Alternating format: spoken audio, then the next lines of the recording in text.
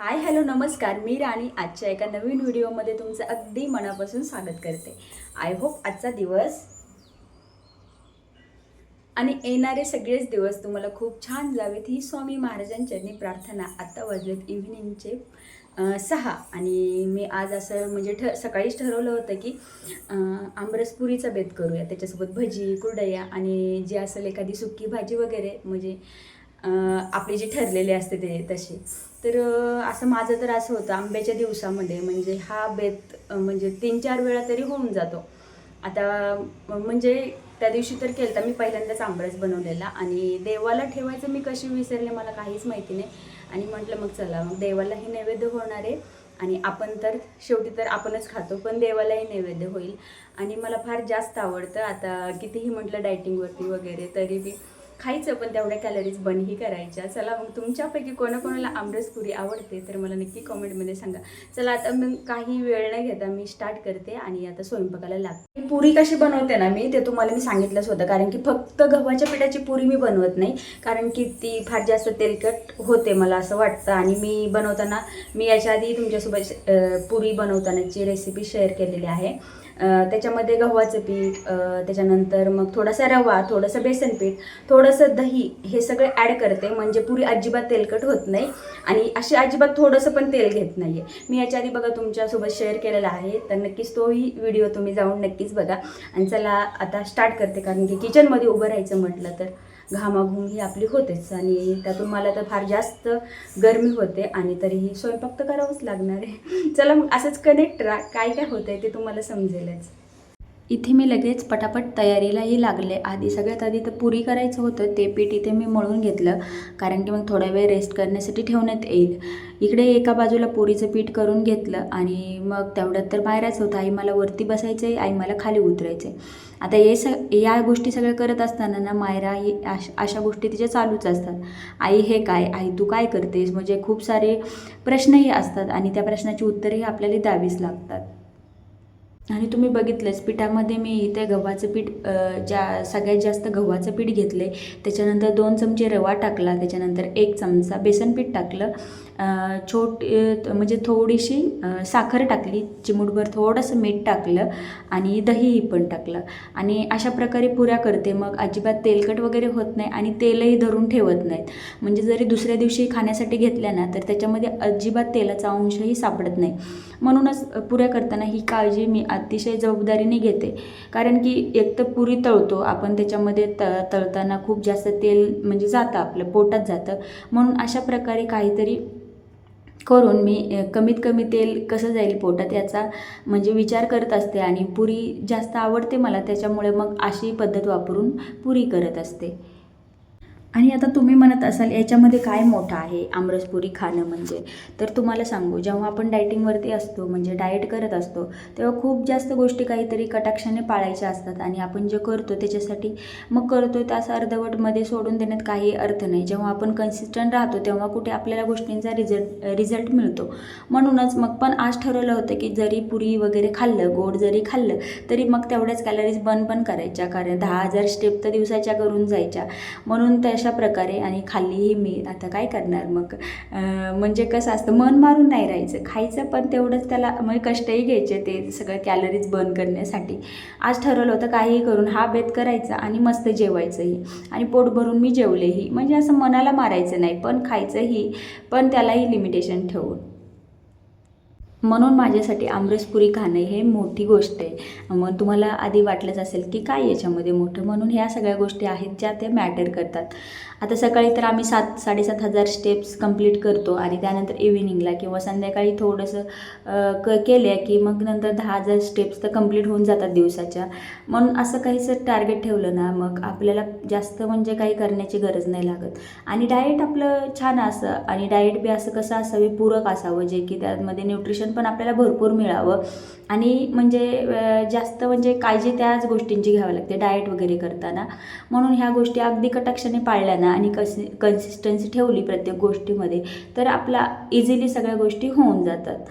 आता मग भज्याचीही एका बाजूला तयारी केली. तोपर्यंत पीठ इथे रेस्ट होत होतं. पीठ असं छान म्हणजे पुऱ्याचं पीठ तर 10 मिनिट जरी ठेवलं तरी पुरी छान मस्त होतात. आणि त्यानंतर मग भज्याचीही तयारी करून घेतली आणि लगेच पापड वगैरे तळण्यासाठी घेतले आणि त्याच पाठोपाठ भजेही तळून घेतले आणि त्याच पाठोपाठ तेल गरम होतं आणि पुरीही करून घेतलं. आता तुमच्यापैकी बरेच जण असं पुरी करत असाल, जेव्हा एक मोठी चपाती लाटायची आणि मग त्याचे गोल गोल एखाद्या कशाने तरी झाकणाने म्हणा प्लेटने म्हणा तसं पाडायचं. मी तुम्हाला सांगू आत्तापर्यंत तसं कधीच ट्राय नाही केलं. मला असं वाटतं की त्या गोष्टीमध्ये जरा जास्त वेळ जातो आणि असं ठीक आहे, हा एक प्रकारच्या पुऱ्या होतात आणि शेप जो आहे पुरीचा तो एकसारखा होऊन जातो. पण मला काय माहिती त्या गोष्टींमध्ये वेळ जास्त जातो असं वाटतं, म्हणून मी अशा प्रकारेच पुऱ्या कधी पण बनवते. मी बऱ्याच जणांचं बघितलंही तशा बनवताना, पण माझं एक म्हणणं आहे की बाबा त्या गोष्टीमध्ये जास्त वेळ जातो, म्हणून मी अशा प्रकारे पुरी बनवतो. कोण कोण अशा प्रकारे बनवताना तेही मला नक्की कॉमेंटमध्ये सांगा.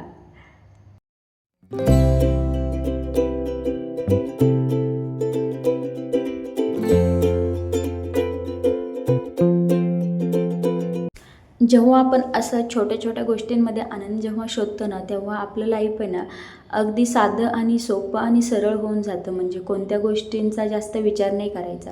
हा ठीक आहे, आपण मनुष्य आहेत, गोष्टींचा विचार येणं किंवा काळजी करणं ह्या गोष्टी आपोआप येऊन जातात. आपण कितीही म्हटलं की या गोष्टींपासून आपल्याला त्रास होतो आहे, त्या गोष्टींचा आपण विचार नाही करायचा तरीही त्या गोष्टी आपोआप मनात येतात. आपण एक माणूसच आहोत. पण ठीक आहे, अशा मीच तेच सांगते तुम्हाला. आता मी सांगितलं तुम्हाला की ह्या छोट्या छोट्या गोष्टींमध्ये खूप जास्त आनंद मिळून जातो. आता मी तर काय म्हटलं की आमरसपुरी फक्त ही छोटी गोष्ट आहे की नाही, पण ती माझ्यासाठी मोठी आहे, कारण की मी तुम्हाला त्याचं रिझन सांगितलंच. म्हणून असं छोट्या छोट्या गोष्टींमध्ये जेव्हा आपण आनंद शोधतो तेव्हा आपलं लाईफ इझी होऊन जातं आणि आपण इथं म्हणजे छोट्या छोट्या गोष्टींच्या नादात मोठ्या मोठ्या ज्या गोष्टी येतात त्याचाही आनंद विसरून जातो. म्हणूनच असं आपण स्वतःला स्टेबल ठेवायचं आहे की मला म्हणजे आनंद मानायला शिकायचे, म्हणजे लाईफ आपलं सोयीस्कर होऊन जातं. म्हणूनच तुम्ही अशा प्रकारे करता का मला नक्की कॉमेंटमध्ये सांगा आणि करत असेल तेही सांगा. चला तर मग इथे बघू शकता. आता पुरी तर मग सगळ्याच गोल झाल्या नाहीत, पण ठीक आहे, कारण की माझं ऑलरेडी तेल तापलं होतं ना, आधी काहीच म्हणजे पुऱ्या वगैरे लाटून नव्हत्या ठेवल्या, पण पटपट होऊन गेलं. म्हणूनच मी तेच म्हणते की जे अशा पुऱ्या करतात ना, मला त्यांचं फार कौतुक वाटतं. बापरे, त्याच्यामध्ये किती वेळ जातं असं मला वाटतं. तुम्हीही सांगा की त्याच्यामध्ये वेळ जास्त जातो का याच्यामध्ये जातो. पण मला आता हे इझिली वाटतं, कारण की मी अशाच प्रकारच्या करते. आता तुम्ही मला नक्कीच सांगा आणि तुम्ही कशा प्रकारे करता तेही मला नक्की सांगा. आणि पुऱ्यांचा कलरही ना असा दिसला पाहिजे, असा म्हणजे असा कलर जो दिसतो ना तो मला फार जास्त आवडतो आणि मग त्याला खमंग वासही सुटतो, जे की आपण आता हे इन्ग्रेडियंट जे मिक्स केलेत ना त्याच्यामुळे असं होतं. आणि मी अशा प्रकारच्या बनवते, त्याच्यामुळं आता मला छान प्रकारे अनुभव आला आहे आणि म्हणूनच अशी पुरी टम्म फुगलेली आणि असं त्याला वरचं जे त्याचं लेयर आहे तो असा दिसला की मनाला कुठेतरी शांती मिळून जाते. दिसतोय हा घाम, एवढा सगळा घाम आलाय, अक्षरशः थेंब गळतोय असं.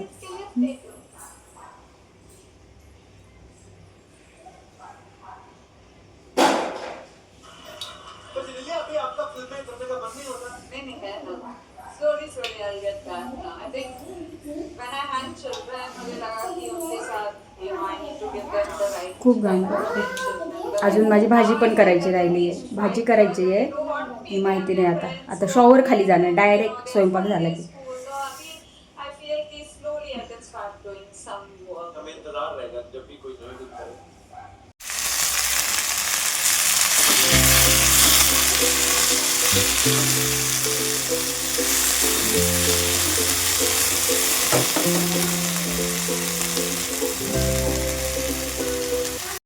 मग इथे मग स्वयंपाक वगैरे झाला माझा. तर मस्त सगळ्यात पहिलं आधी देवाला नैवेद्याला ताट बनवून घेतलं आणि देवाला नैवेद्य वगैरे दाखवून घेतला. आणि हा देवाला सगळ्यात पहिला आमरस, म्हणजे याच्या आधी एकदा खाल्ला आहे, पण देवासाठी ताट असं बनवलं नव्हतं. देवाला नैवेद्य तेव्हा दाखवायचं मी विसरून अक्षरशः गेलेले होते, म्हणून मनात फार जास्त गिल्ट येत होता. आणि मग आज मी बनवलंच आणि देवाला छानपैकी असं नैवेद्य दाखवला, तेव्हा मनाला कुठे शांती भेटली आणि मग छानपैकी जेवण करून घेतलं. तर मस्त असं जेवण केलं आणि एवढं फुल झालं आहे आता असं वाटतंय झोपून जावं, पण कामही लवकर आवरले तर सगळ्यांची जेवण वगैरे. आमचं चंबो रात्री आता लोड शेडिंग आता पावसामुळे झाले बंद हा मायरा का ग त्रास देते बाबू? नुसती बाबासोबत मस्ती घालायची असते. आणि आता 9 वाजले तर तसे मी 6ला स्वयंपाकाला लागले होते. स्वयंपाक देवाला नैवेद्य त्या तर मग आम्ही जेवण वगैरे केले. लवकर झाले आमचे जेवण आणि आता मी काम करून घेते. चला मग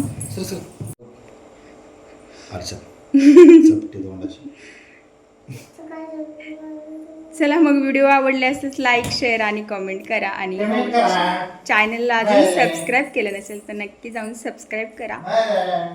चला भेटूया नेक्स्ट व्हिडिओमध्ये. तोपर्यंत बाय. गुड नाईट सगळ्यांना. हेल्दी खा, हेल्दी राहा आणि तुमची काळजी घ्या. बाय. आणि चॅनलला लवकर लवकर सबस्क्राईब करा अजूनही केलं नसेल तर, म्हणजे नवीन व्हिडिओ लगेच तुमच्यापर्यंत येऊन जाईल. चला बाय.